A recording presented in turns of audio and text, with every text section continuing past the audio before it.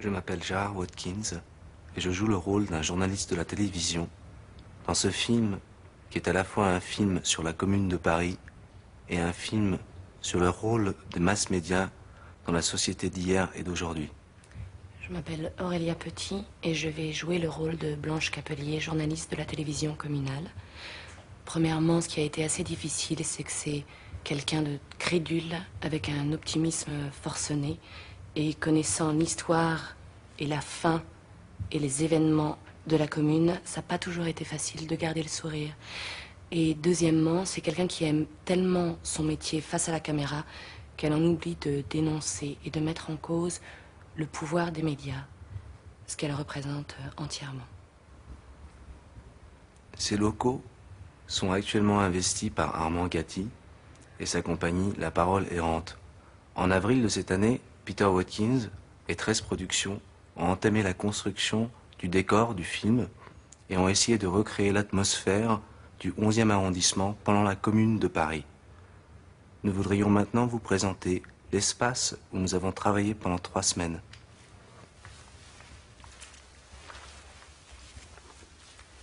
Hier, nous avons fini le tournage et le décor est exactement dans l'état où nous l'avons laissé après la dernière scène du film.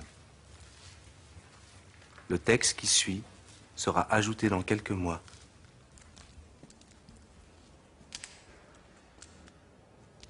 Au-dessus d'une barricade, flotte le drapeau tricolore du gouvernement français, là où quelques heures auparavant se trouvait le drapeau rouge de la Commune de Paris.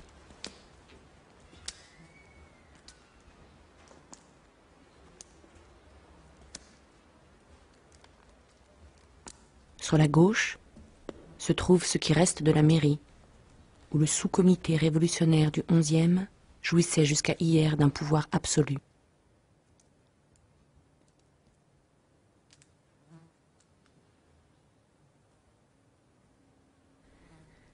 À l'extérieur, un officier des forces gouvernementales était assis devant cette table, avec un stylo et de l'encre, et a condamné des centaines de communards du quartier à une mort instantanée, sous les balles d'un peloton d'exécution. Au-delà de cette table se trouve une cour du quartier, avec ses mouches et sa fosse d'aisance. Et à côté, le café où nous avons filmé des discussions avec les comédiens sur la Révolution et la société contemporaine. Juste derrière, le Mont-de-Piété, un système gouvernemental de prêt sur gage qui maintenait la classe ouvrière de l'époque en état d'endettement permanent. Des biens précieux, matelas, draps, chaussures, ustensiles de cuisine, vendus si les familles ne pouvaient se les racheter.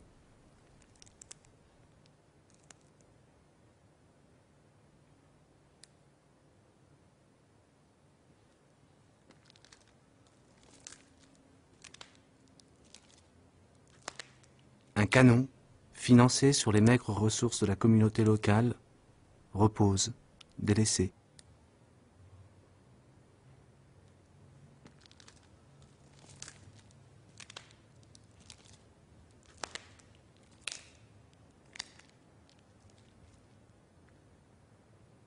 Sur cet espace ouvert, hier soir, les corps jonchaient le sol, et un peloton d'exécution gouvernementale tirait et rechargeait sans cesse.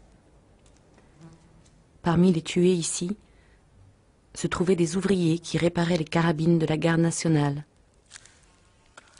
des femmes d'un atelier de couture, des enfants de 13 et 14 ans qui combattaient sur les barricades, et le boulanger du quartier avec sa femme.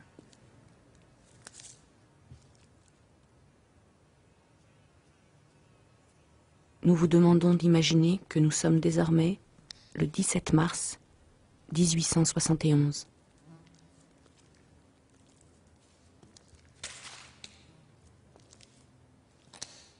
Je suis le grand-père Thibaudier. Nous sommes 5 dans une petite pièce dans le 11e arrondissement de Paris. Le 11e est un quartier très pauvre et dur à vivre. Mais il y a plein de jeunes qui dorment encore dans la rue. Donc, nous ne sommes pas encore parmi les plus malheureux dans cette société. Mais il faudra la changer un jour.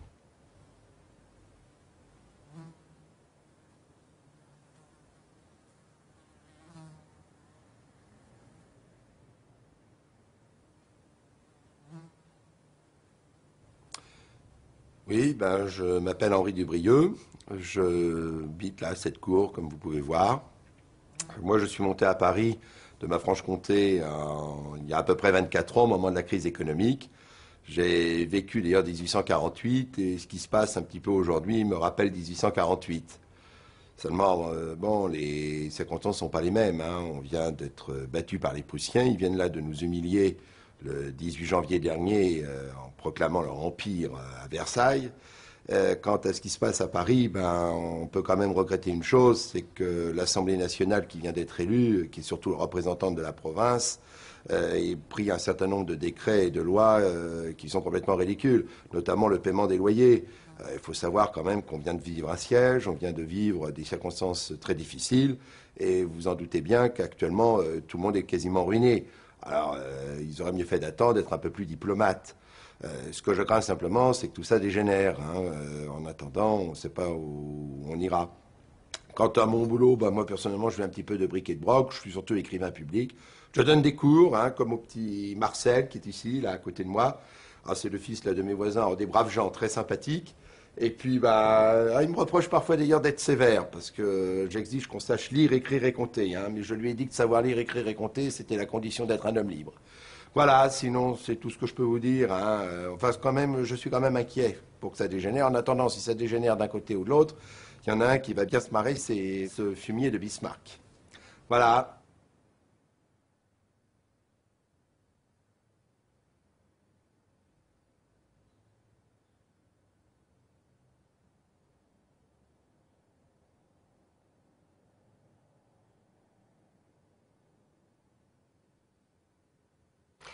Dès 5 heures du matin, les mères sont là, les pauvres, avec leurs enfants sur les bras, des enfants qui pleurent. Mais c'est triste. Vous savez, les gens n'ont pas mangé pendant le siège. Ils ont mangé des racines, mais c'est affreux ce qu'ils ont vécu. Et maintenant, les enfants sont malades. On entend dire des choses à la boulangerie, des petits enfants qui meurent de faim parce que le pain n'est pas de bonne qualité.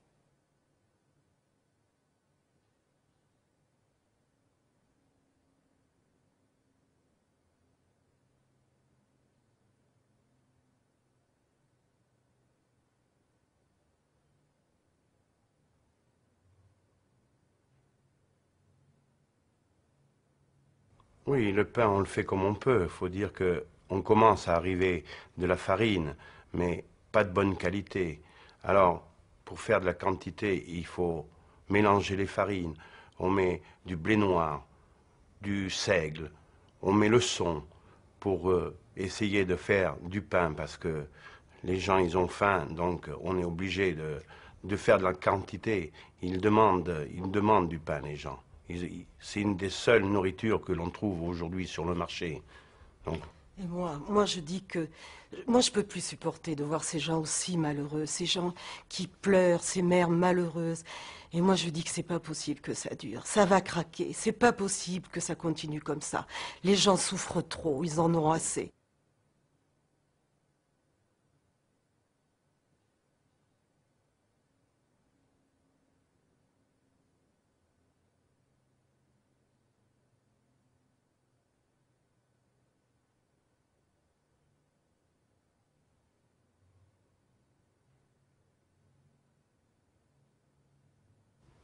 La révolution de 89, c'était une révolution de bourgeois, ça n'a rien changé pour les gens comme nous. Pareil, les travaux du baron Haussmann dans les beaux quartiers. Ah oui, on passe devant des vitrines, il y a des splendides costumes, des jambons qui pendent au plafond. Mais c'est pour qui ça? Nous n'aurions pas assez de trois vies de dur labeur pour se payer ces choses-là. Nous, on est là dans la même misère que toujours. Et ça, je veux pas que mes enfants ils aient à vivre ça toute leur vie. C'est pour ça que je veux faire quelque chose. Je ne sais pas encore quoi, mais participer à la garde nationale, je pense que c'est un bon début.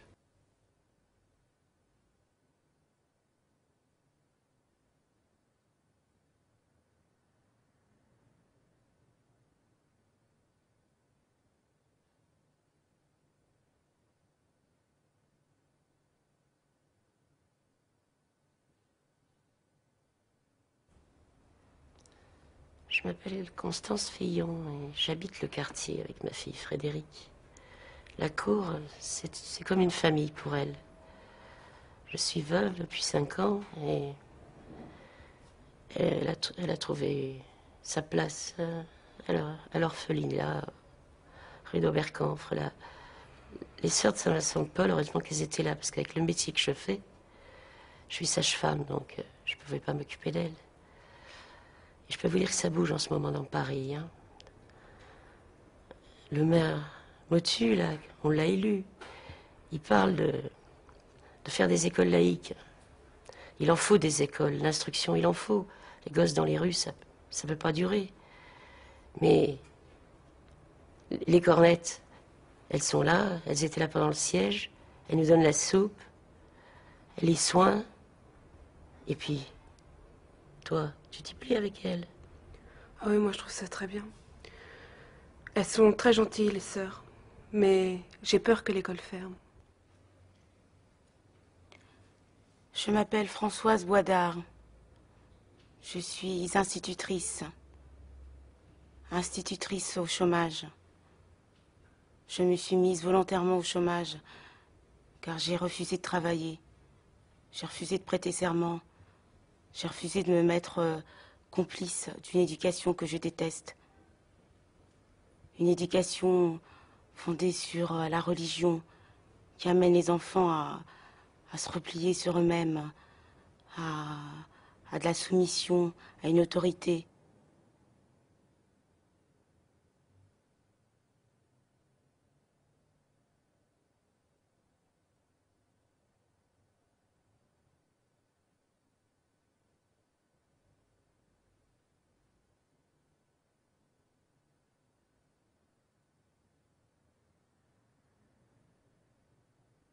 Je m'appelle Marie-Louise Bauger.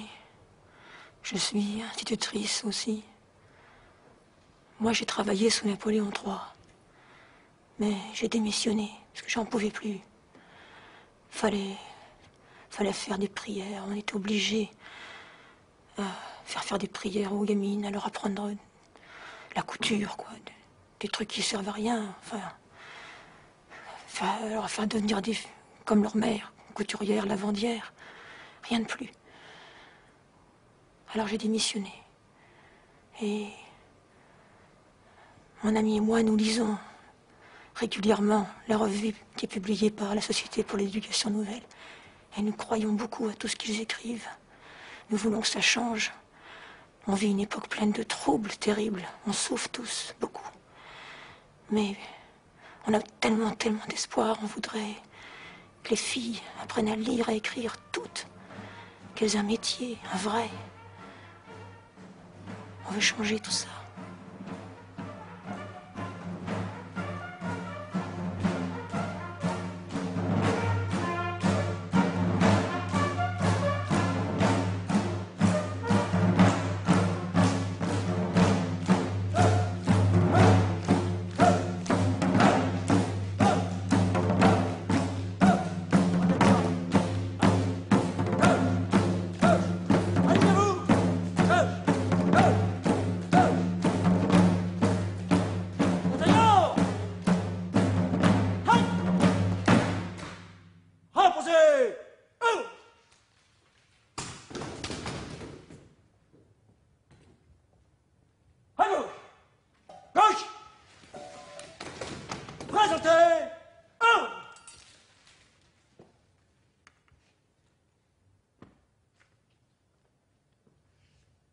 Reposez! Eh bien. Soldats, engagés du 66e et du 140e bataillon, je vous ai vu arriver. C'est un véritable bordel. Vous êtes dans la garde nationale. Silence, Vous écoutez le êtes dans la capitaine. garde nationale. Ce qui demande respect, déjà. Fermez-la un petit peu. Obéissance, discipline. Taisez-vous. Ce matin, il y en a qui sont arrivés encore en retard. Fermez-la. Vous n'êtes plus à la maison. Vous êtes à la garde nationale. Arrêtez votre bordel. Je vous demande le respect. Silence, donnez-moi. Oui, enfin quand même. Mais bon, sergent, vous voyez pas, il est bourré toute la journée. Sergent. Arrête. Maintenant, nous allons écouter le capitaine Lemonnier. Avec respect et pas dans le bordel. Les avos. Citoyens, Allez-y, mon capitaine. notre garde nationale s'est organisée en une fédération pour faire face à un gouvernement de défense nationale qui a trahi nos aspirations. Pour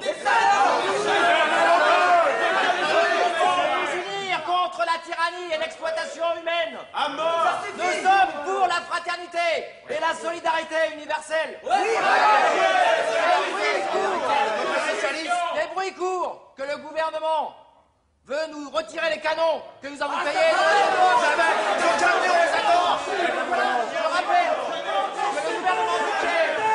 Je rappelle que le gouvernement de Thiers a déjà pris toute une série de mesures inacceptables pour la population parisienne. Et douloureux avec un courage exemplaire. Sans prendre en compte cette situation, il s'est empressé de décréter le paiement des loyers et des échéances commerciales qui avaient été fixées.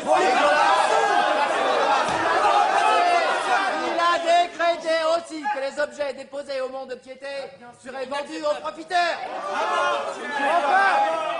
Enfin, il a interdit les journaux qui soutiennent notre cause. C'est insupportable. Citoyens, on attend à nos droits les plus fondamentaux. Soyez braves, soyez courageux et soyez vigilants, ne vous laissez pas spolier.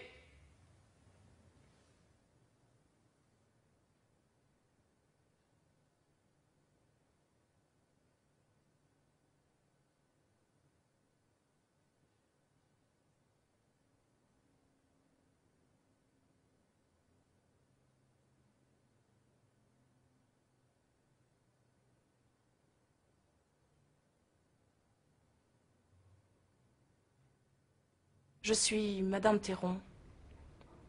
Je suis Émile Théron. Nous avons une petite affaire de bijouterie.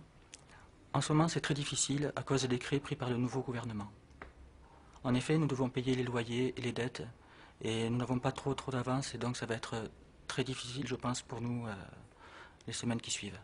Ouais, en plus, il faut voir ce nouveau gouvernement avec les dernières élections, tous ces monarchistes qui ont été élus.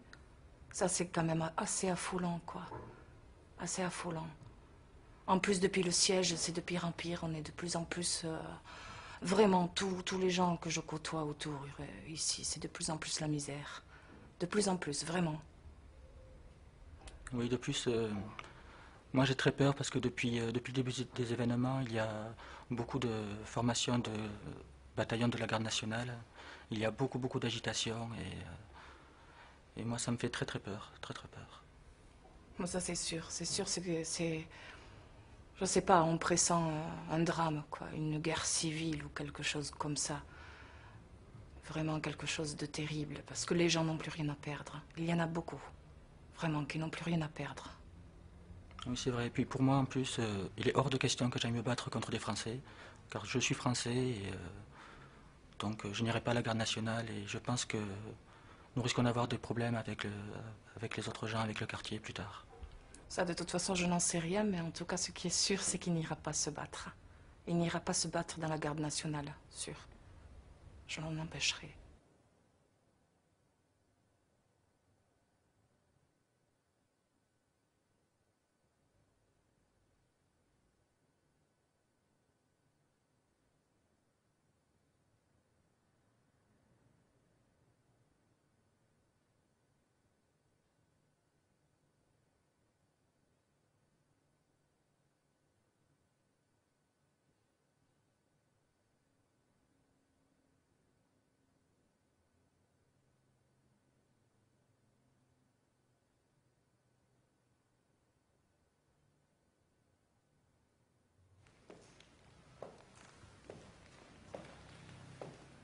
Vous semblez bien nombreux ce matin à Paris.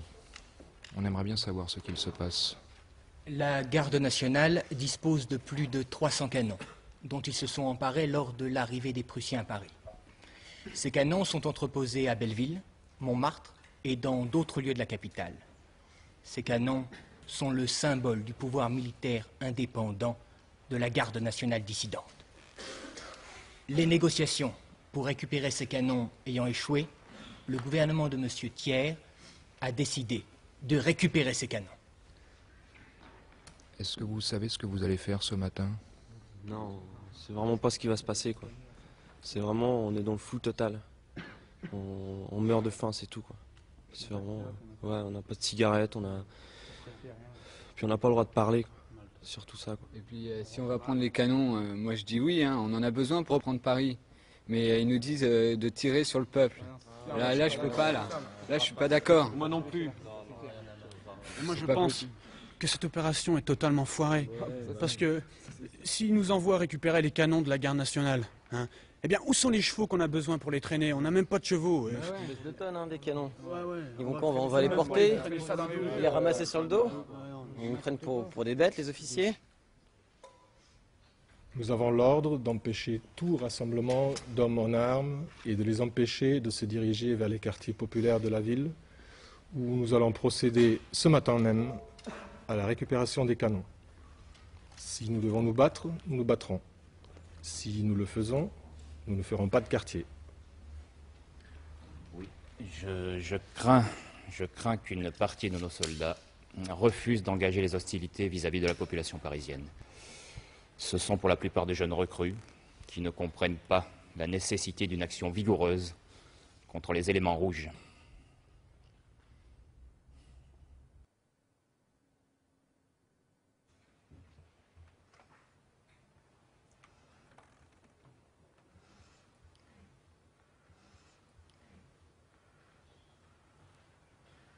Je m'appelle Marie-Louise Thibaudier. J'ai 2 enfants, Jacques et Céline. Mon mari est vidangeur, travaille le soir. Et bon, moi c'est vrai que j'en profite pour faire des finitions pour un grand magasin parisien, pour arrondir un petit peu ma paye. Parce que je travaille à l'atelier aussi dans la journée, comme couturière.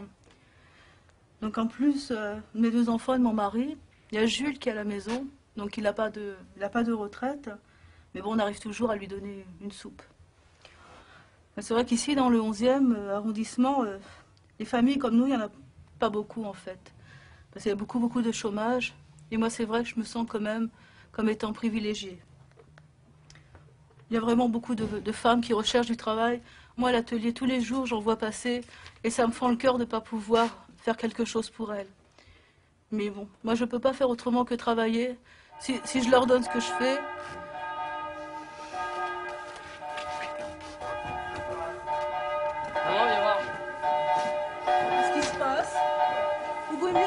S'il vous plaît. Restez chez vous. Non, mais écoutez, dites-moi ce qui se passe. Restez au chaud. Restez au chaud, il se passe rien. Comme ça, il se passe rien. Mais fermez pas les bons. Non, je crois qu'on est en train de récupérer les canons. Il faut aller voir. Qu'est-ce qui se passe? Allez voir, récupérer les canons.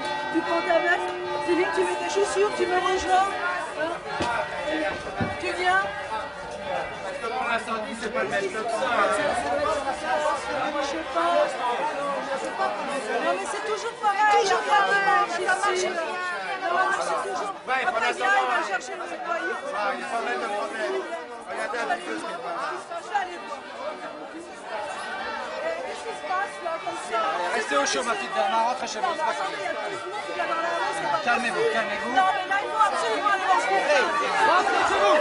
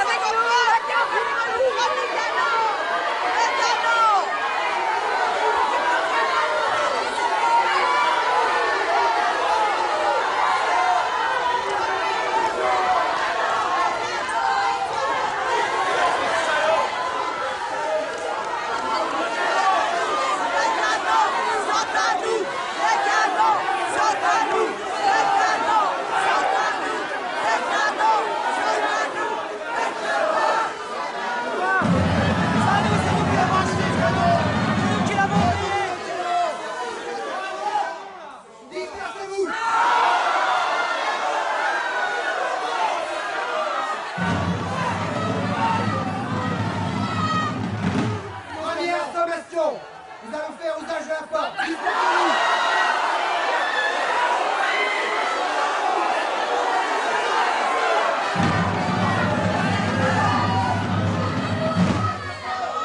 Deuxième et dernière sommation. Nous allons faire usage de la force. Dispersez-vous.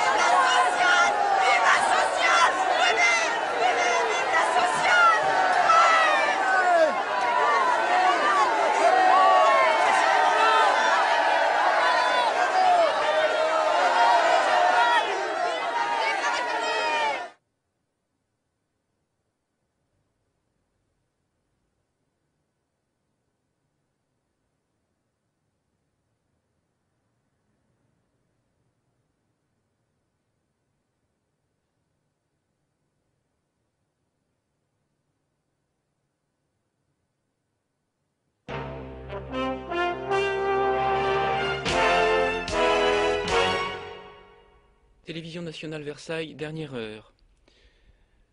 D'après les nouvelles qui nous parviennent de Paris, de graves désordres viennent d'éclater dans la capitale à la suite d'une manœuvre de la troupe pour saisir les canons illégalement détenus par la garde nationale.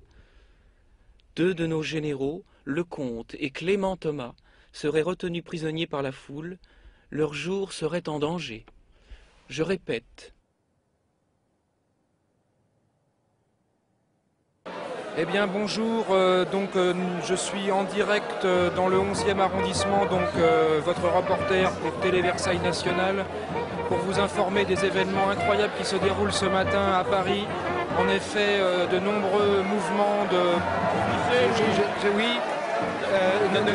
je suis de la télé versaillaise et on aimerait savoir un peu ce qui se passe à Paris. Dites-lui à ce Jean foutre de Thiers de revenir ici dans le 11e. Il règne une ambiance tout à fait étrange actuellement à Paris. Ça menteur à Versailles. Il est très difficile d'avoir des réponses sur les événements. Monsieur, s'il vous plaît, qu'est-ce que vous pensez de la situation? La situation est assez déconcertante, à mon avis. Et qui êtes-vous actuellement Je m'appelle Wickham Hoffman, je suis en fait l'assistant du ministre des États-Unis, monsieur Washburn. Qu'est-ce que vous pensez que les États-Unis peuvent penser de ce qui se passe actuellement à Paris? Personnellement, je trouve la situation assez grave. On a ces gens-là, une foule insurrectionniste dans les rues, et on est assez inquiet là. Je trouve, surtout pour les propriétaires de Paris, c'est une situation très inquiétante. Je vous remercie, monsieur. Et vous, madame, que pensez-vous de la situation, de tous les événements qui se passent actuellement à Paris? Écoutez, je suis extrêmement anxieuse parce que je suis très inquiète. J'ai un mari médecin. Je ne sais pas ce qu'on va devenir. Vraiment, je suis très, très, très inquiète. Est-ce que vous pensez que cette émeute peut s'empirer? Est-ce que vous pensez qu'un climat de guerre civile peut arriver? Je le crains très fortement. Et vous, madame, et vous? Moi, je suis catastrophée. La guerre vient de finir, c'est la paix, et puis d'un seul coup, ça éclate. Je comprends pas pourquoi. Et vous allez, j'imagine pas. Vous allez rester dans Paris? Oh, bah moi, il faut que je reste. J'ai des ouvrières. Je vais au moins préserver mon outil de travail, quand même. Et vous, madame? Moi, j'ai très peur. Je suis inquiète. Je trouve que ça frise la guerre civile, tout ça. Ça sent mauvais. Moi, je suis très inquiète. J'ai très peur pour tout le monde. Non, monsieur, je refuse de me laisser gagner par la panique. Nous ne craignons rien. Qui sont ces hommes? Ce sont des refus de justice, des ivrognes. L'armée régulière viendra mettre bon ordre à tout cela. Les femmes ont sauvé le canon. Dans le 11e, ça bouge. Et Paris, ça bouge. Il y a trop de misère. Il y a trop de misère. Il y a trop de misère. Il y a trop de misère. Ça peut pas durer. La fin des privilèges. Vous voyez, il règne vraiment une ambiance très très dure à décrire actuellement à Paris. Il semblerait qu'un mécontentement très important règne actuellement dans la capitale. Est-ce que c'est très très difficile de comprendre ce qui se passe actuellement sur Paris? C'est une télévision bourgeoise, vendue au pouvoir. On n'en veut plus. On a parmi nous des journalistes, de la presse. Ils vont pouvoir créer une télévision communale. Oui, mais oui, il faut avoir les moyens. Une fois télévision, vous savez Oui, mais vous ne savez pas. Mais justement, il va falloir qu'on crée ensemble. On va faire quelque chose de différent. Il faut qu'on ait des images assez. Il faut arrêter la censure là. Il faut qu'on ait des télévision pour nous. Il faut que vous vous adressiez au comité central de la garde nationale, qui est l'organisme qui s'occupe du peuple, de nous. Et auprès de vous, c'est votre boulot.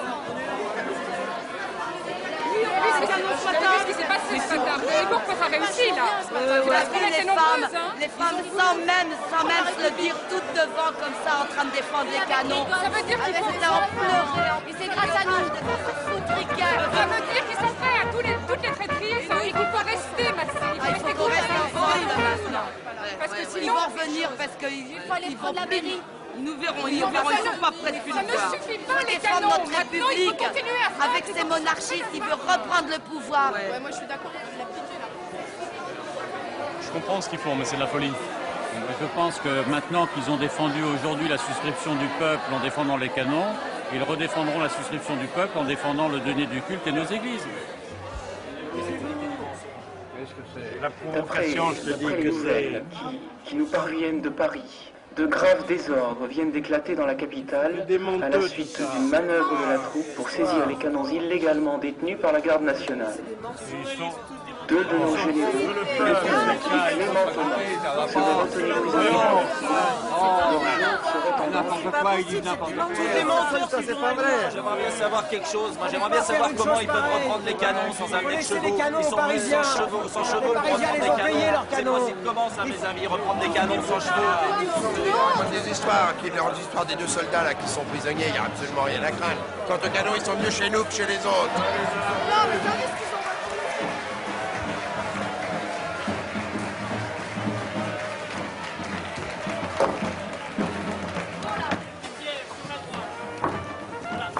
Ça se chevauche, les Dites-leur, c'est de Versailles, dites-leur, nous on va se battre, vous entendez, on va se battre. On n'a pas peur de mourir, nous.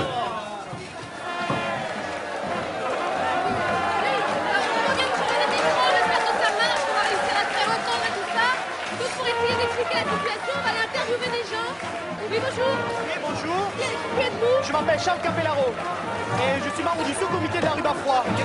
Qu'est-ce qui se passe ici? Alors nous allons investir la mairie afin de prendre en compte les affaires du quartier. Voilà. Qui êtes-vous? Bonjour, François David du sous-comité.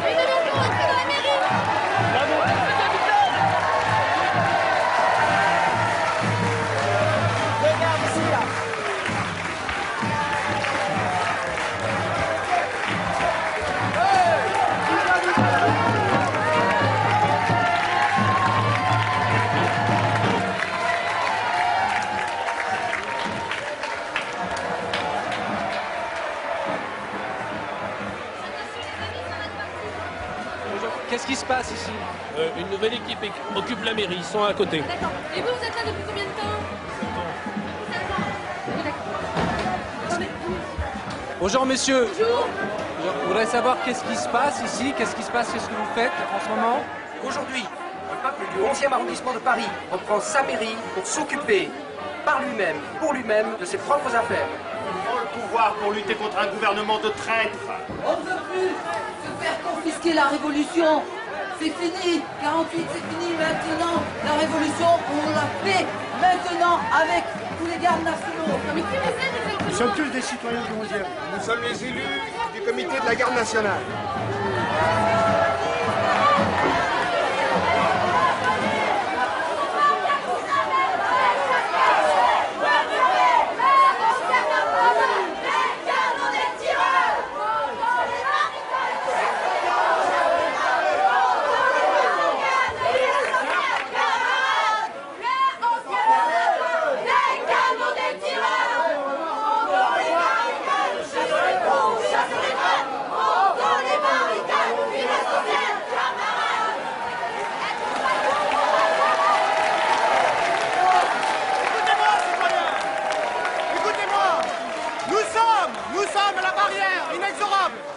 Contre toute tentative de renversement de la République. Il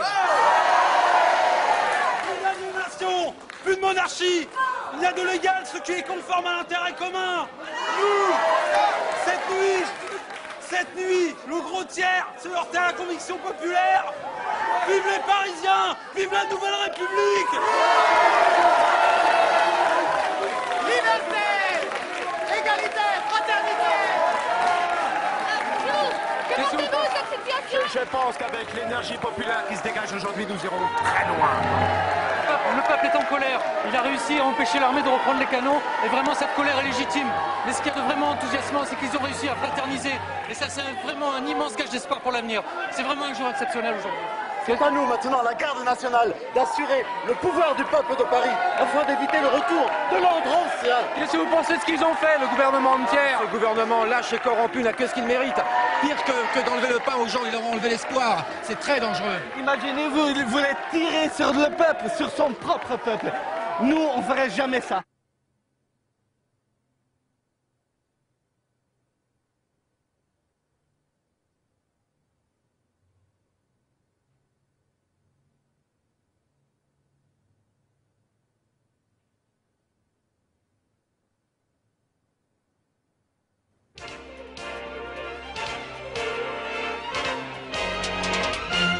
Télévision nationale Versailles, dernière heure.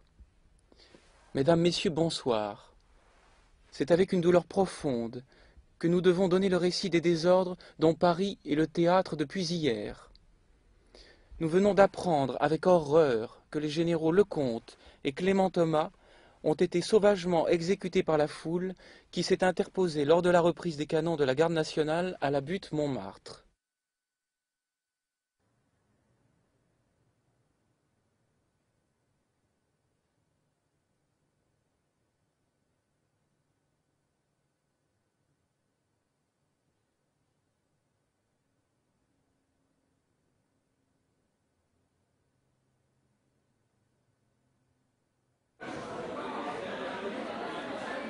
Citoyens, citoyennes, bonjour.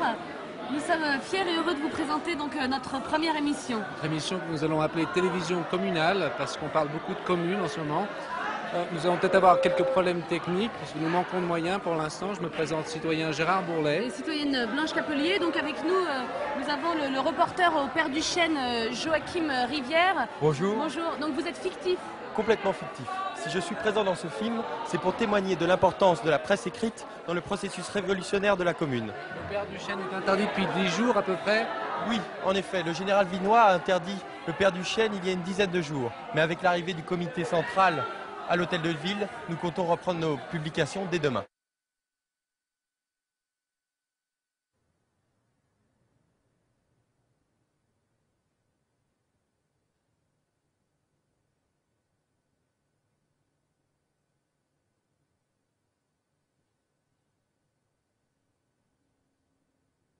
Pendant ce film, on va souvent nous servir de citations du Père du Chêne et du Cri du Peuple qui, elles, sont authentiques. Nous allons maintenant commencer un interrogatoire, comme ça, série de reportages comme d'interviews des gens du 11e, pour savoir un petit peu de quoi ils ont besoin maintenant que tous ces changements sociaux arrivent. Bonjour. Donc de quoi avez-vous besoin?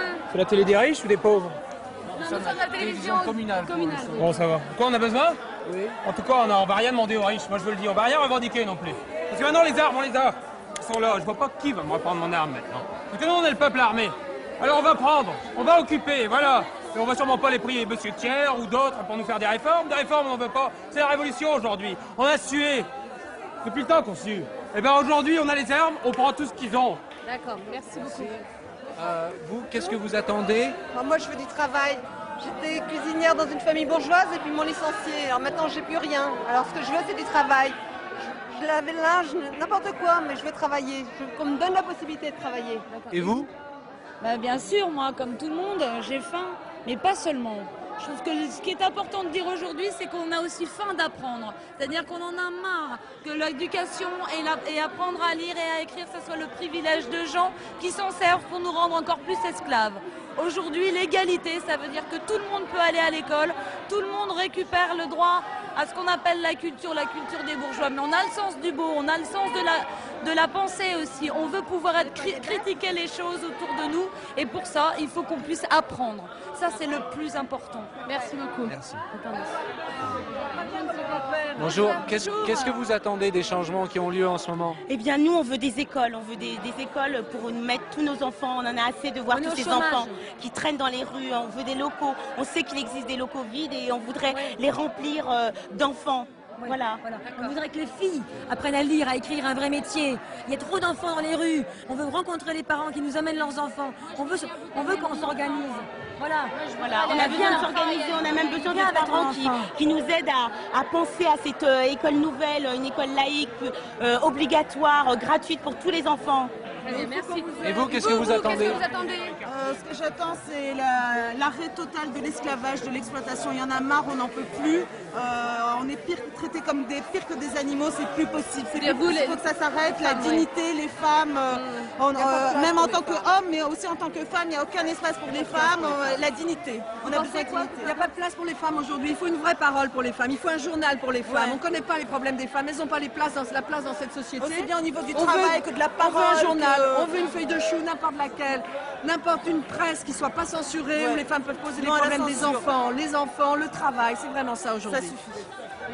Et vous, qu'est-ce que vous attendez de ces changements aujourd'hui? On attend du travail, c'est-à-dire que tout le monde demande du pain ici. Nous, ce qu'on veut, c'est du travail. Le travail, c'est la dignité, c'est ça qui compte. Il faut qu'on trouve des solutions immédiatement pour s'en sortir. Et puis des solutions à long terme, parce que jamais plus on travaillera comme avant. Plus jamais dans les conditions dans lesquelles on a travaillé jusqu'à maintenant. Il faut que ça change et pour toujours, pour l'avenir. Oui.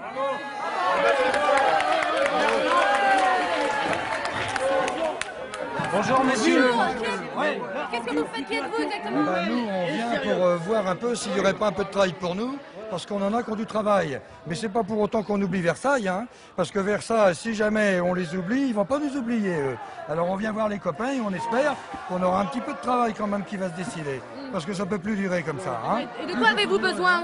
De ce qu'on a besoin, on a besoin d'argent. Moi j'ai besoin d'argent pour faire tourner l'atelier. Si j'ai pas d'argent, je peux pas faire tourner. Donc il faut de l'argent. Pour avoir de l'argent, il faut du boulot, du travail. Et j'espère que le futur pouvoir qui va être mis en place va pouvoir me donner ça. Parce que je ne suis pas venu faire venir des copains de Picardie pour pas travailler.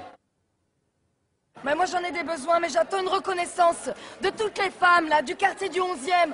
Car c'est grâce à nous qu'on n'a pas pris les canons. Et c'est grâce à nous que les lignards n'ont pas tiré. Alors s'il vous plaît, que le comité central nous reconnaisse et qu'on fasse partie de cette nouvelle assemblée. Car on est la révolution vive. Et vous attendez quoi? Oui, vous voulez le savoir? Mais attendez, tiens, regardez-là, là. Elisabeth, c'est elle que je veux. Elisabeth, je la veux plus. J'ai bossé 20 ans chez elle. 20 ans qu'elle m'a exploité. Voilà, elle est là, elle ose venir ici. Alors qu'on fait la queue pour le parc. Regarde là ce qu'elle me dit. Tu as un engagement moral envers moi, Elisabeth. Je veux changer de travail, j'en peux plus, moi, de cette condition. Elisabeth, je t'ai tout donné. Qu'est-ce que tu m'as donné? Un petit toi, rien du tout. Je t'ai accueilli chez moi, avec ta famille, avec ton mari, mais je lui ai torché le cul, elle vous le dit pas, ça. Quand elle avait ses règles, même quand elle avait ses règles, elle me les a fait. Je l'ai lavé. Comment tu vas faire quand je serai plus là? Pour l'âme de ton fils, c'est tout ce que je peux faire. Mais rien du tout, tu t'es pas privé pour mon fils. Bonjour, qu'est-ce que vous attendez? Moi, je commence à en avoir assez, indirectement. Je suis devenue l'esclave du patron de mon mari. Petit à petit, je deviens l'esclave de mon mari qui n'en peut plus. Il faut que j'aille à la mairie tous les jours, rapporter les tickets de rationnement. Ça ne peut plus durer. On peut en parler des conditions de travail. C'est temps que ça change. On travaille nuit et jour dans cette maison et on n'est même pas payé. Hein. Qu'est-ce qu'il y a, madame? Voilà, mais madame, je sors du monde quêté. Il est fermé, c'est trop tard pour venir demain, madame. Mais j'ai l'argent pour récupérer ma machine à coudre. Mais la machine à coudre, comment la machine à coudre? Mais ça fait 2 mois que je la travaille. charrette, elle est partie ce matin. Mais j'ai tout l'argent. La salle des ventes, j'ai plus d'argent. Vous connaissez le 5e quart? Oui, je travaille 17 heures par jour. Ah mais attendez, le 5e quart, vous savez ce que c'est? Je regarde pas ce qu'elle fait le soir. Mais c'est pas tout le soir, c'est toute la journée. Mais moi, je veux pas le savoir.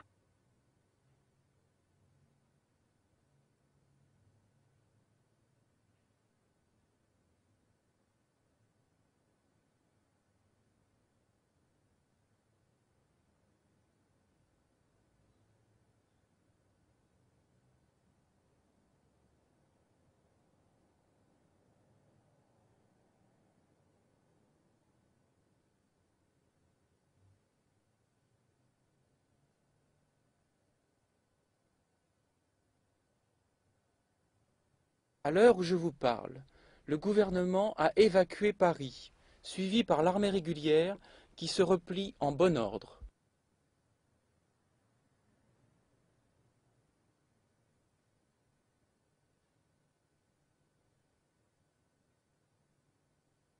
Les bataillons de la garde nationale ont investi les mairies et les casernes de l'est de Paris. Nous approchons maintenant de la garde nationale. Bonjour messieurs. Bonjour. Bonjour, de quoi avez-vous besoin? Vous veniez nous voir.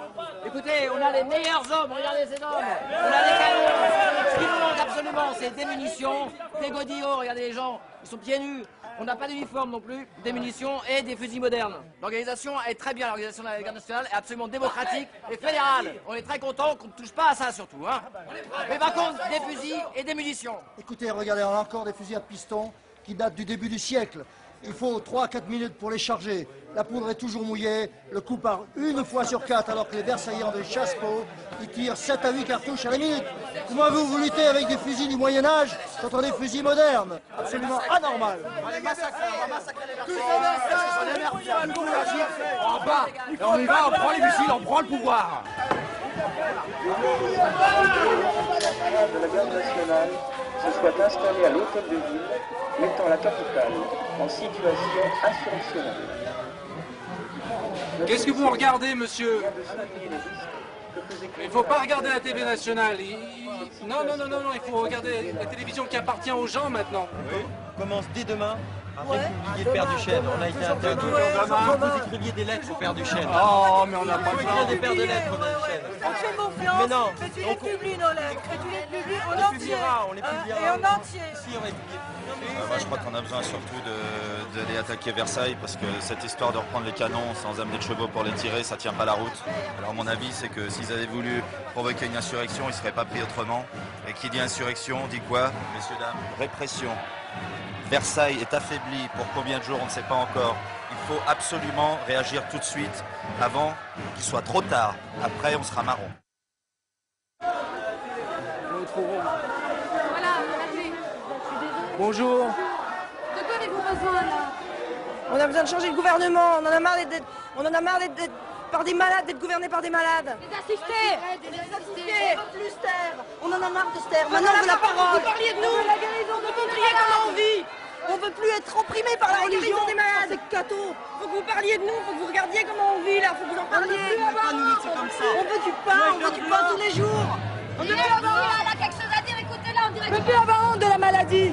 J'ai la syphilis. Je suis obligée de me cacher. Les bourgeois, c'est qu'eux qui ont les médicaments. Nous aussi, on veut des médicaments. On ne peut plus avoir honte, on est des pestiférés. Et après la révolution, peut-être qu'on aura le droit de manger et un petit peu le temps d'aimer. Pensez aux vraies choses de la vie. Bonsoir. Qu'est-ce que vous avez l'intention de faire? Nous sommes un groupe d'officiers et nous avons la ferme intention de proposer nos services au nouveau pouvoir. Oui, en effet, il nous paraît urgent de prendre en main l'organisation de cette formidable insurrection, à savoir l'encadrer, la diriger, la former et l'équiper, pour qu'enfin elle prenne la défense de ce nouveau pouvoir qui se met en place. Voilà. Je voudrais dire que si le peuple a montré son intelligence et son enthousiasme, l'organisation lui fait cruellement défaut. Notre rôle va être de mettre sur pied une armée parisienne efficace et qui marchera en bon ordre. Il y a effectivement le désordre, mais dans les quartiers populaires, il y a des volontaires qui se présentent, des cordonniers, d'autres gens, mais ils n'ont aucune expérience et on va en faire des vrais hommes pour occuper les forts et pour attaquer Versailles.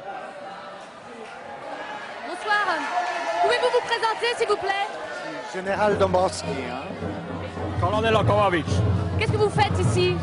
Bon, on est venu ici aider les Français dans cette lutte contre la tyrannie et continuer la guerre que nous avons commencée il y a des années en Pologne.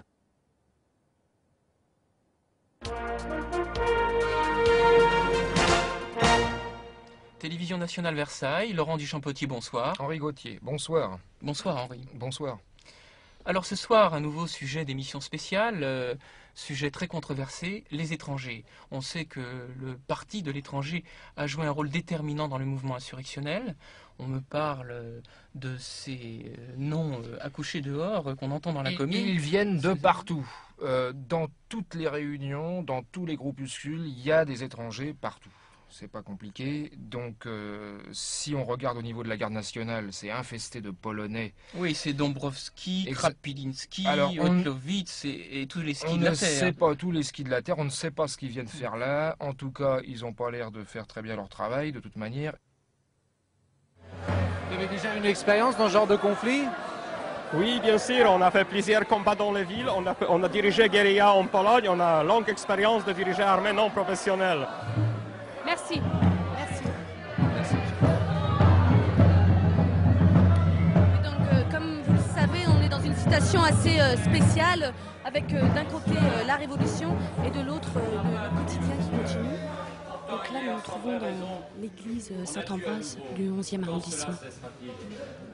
Je comprends la peur, je comprends la détresse de l'âme, je comprends le refus de la souffrance. Que nos amis et voisins l'expriment par la colère, cela s'explique. Mais tuer.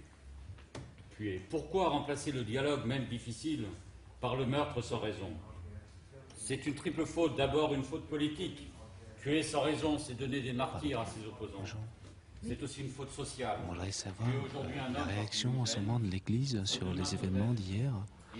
Monsieur le curé nous a dit qu'on avait tué hier, mais il nous dit tu ne tueras point dans l'église. Alors, on en a tué 2. Combien on va faire en représailles? 4, 5, un quartier entier? On ne sait pas. Qu'est-ce que t'en penses? C'est vrai, la violence, ça n'a jamais été une solution. Mais qui a permis que mes 2 enfants meurent de faim et de froid? Dieu, ils disent Dieu est miséricorde. Et ces enfants, ils étaient tout innocents, ils n'avaient pas encore le temps de pécher.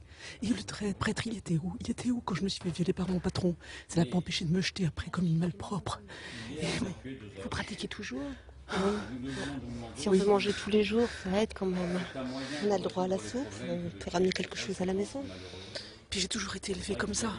Et le prêtre, il m'a dit que c'était péché de le faire passer le petit. Mais maintenant, à quoi ça sert de faire des enfants s'ils doivent mourir maintenant?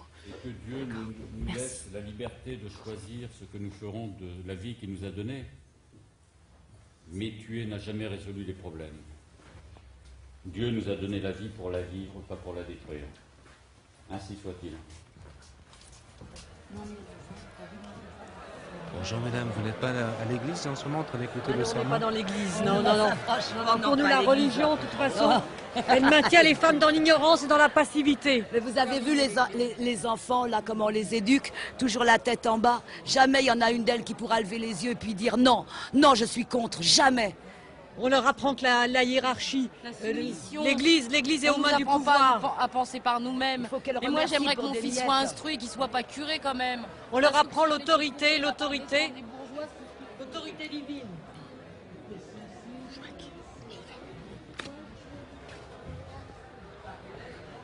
Bonjour, nous nous trouvons encore devant Joachim Rivière.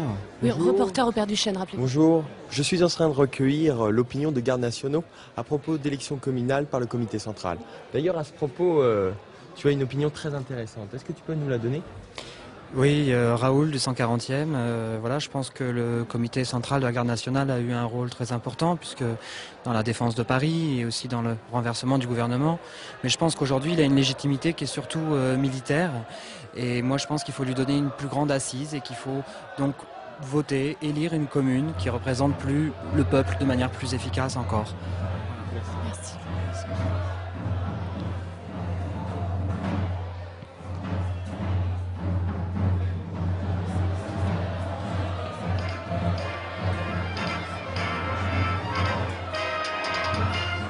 Télévision nationale Versailles, dernière heure. Mesdames, Messieurs, bonsoir.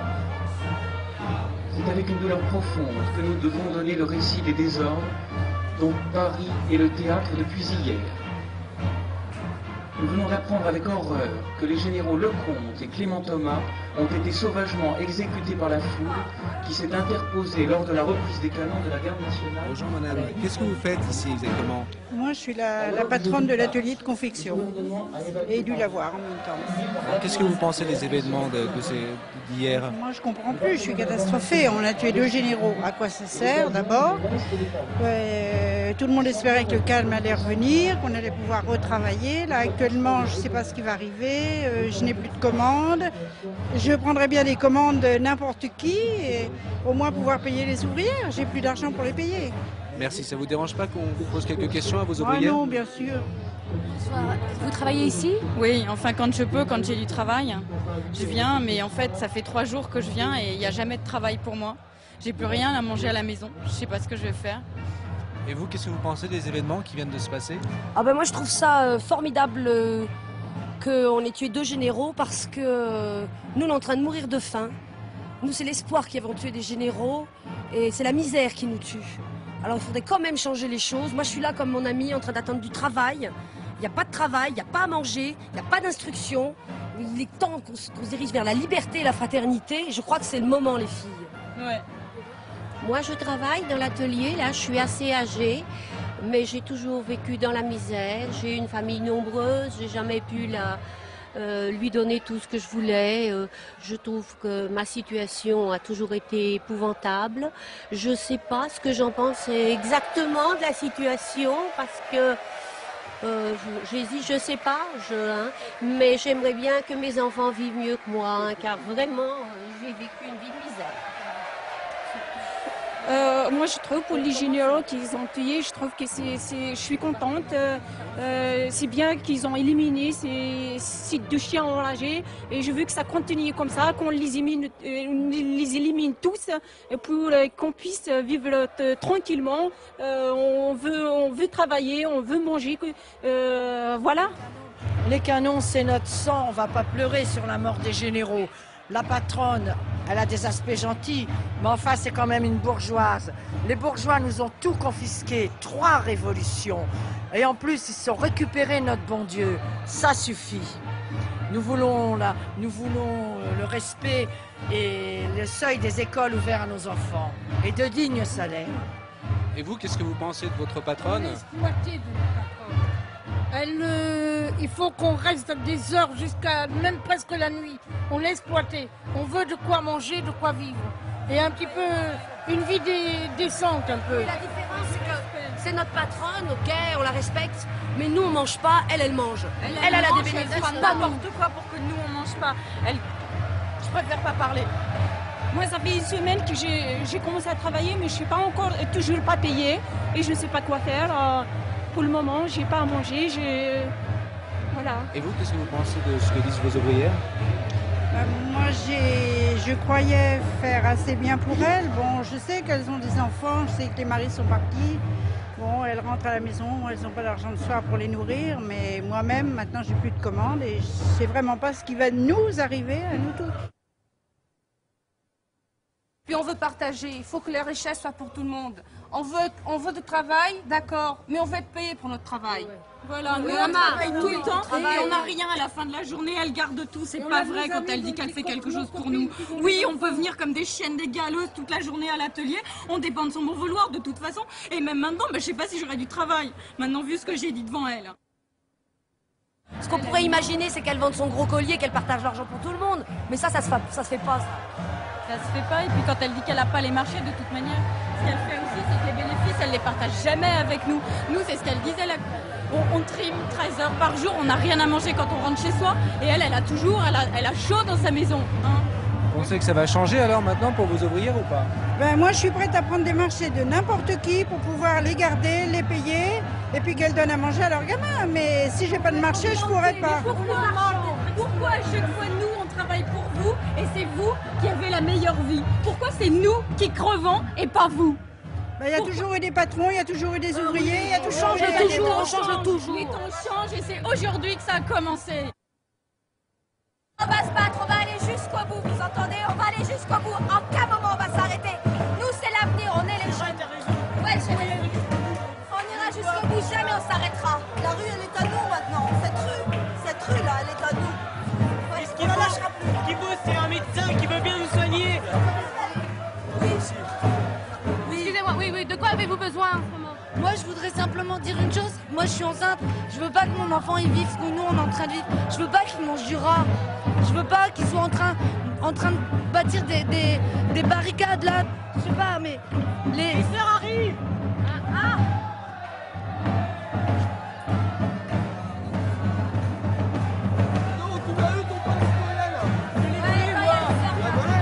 Vas-y, laisse passer ces dames.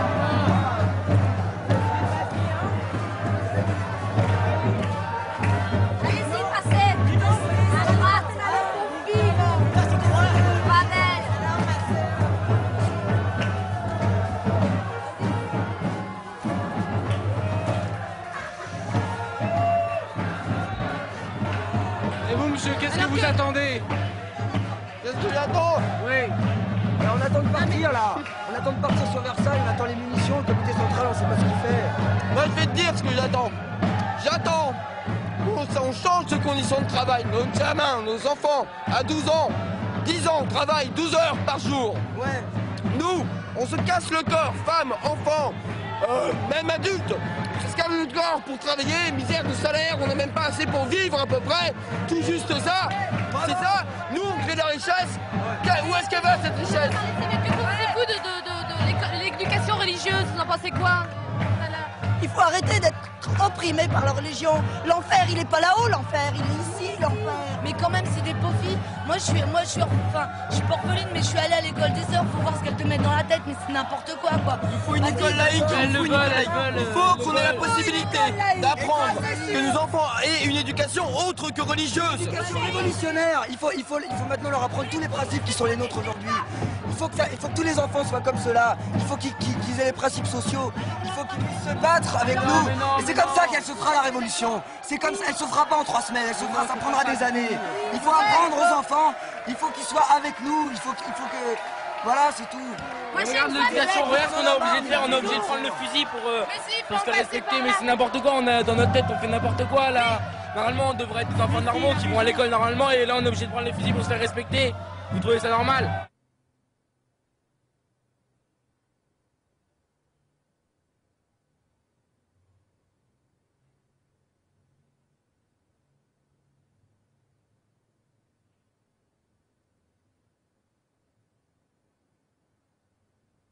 Mon fusil, qui c'est qui me l'a donné? C'est la garde nationale.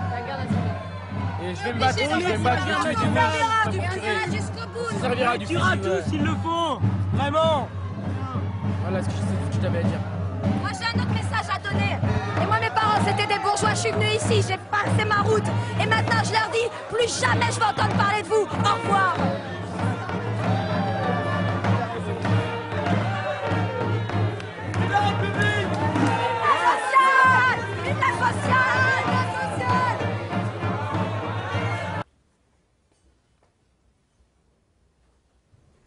Les mains.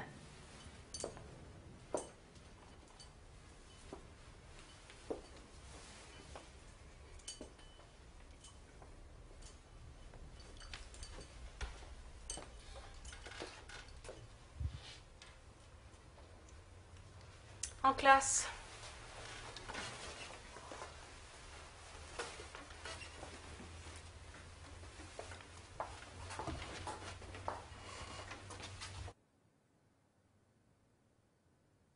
Après, chez les femmes, c'est à peu près le même topo. On a dans les leaders, on a par exemple une Elisabeth Dmitriev, qui paraît une aristocrate russe envoyée par Karl Marx, de je ne sais pas d'où, qui arrive et qui enflamme Paris. Bon, moi j'ai pas eu la chance de la rencontrer, il paraît que c'est une très belle femme. Elle met le feu, excusez-moi de l'expression. Je crois que Paris est embrasé par une quantité de peuplade immaîtrisable. Et on me parle aussi d'Arabes dans la garde Oui, nationale. alors dans la garde nationale, il y a des Arabes aussi, oui, exactement, des Arabes. Mais qui viennent d'Algérie, je suppose. Ah bah oui, d'Arabie sûrement, c'est ça. Je ne Alors, sais pas d'où.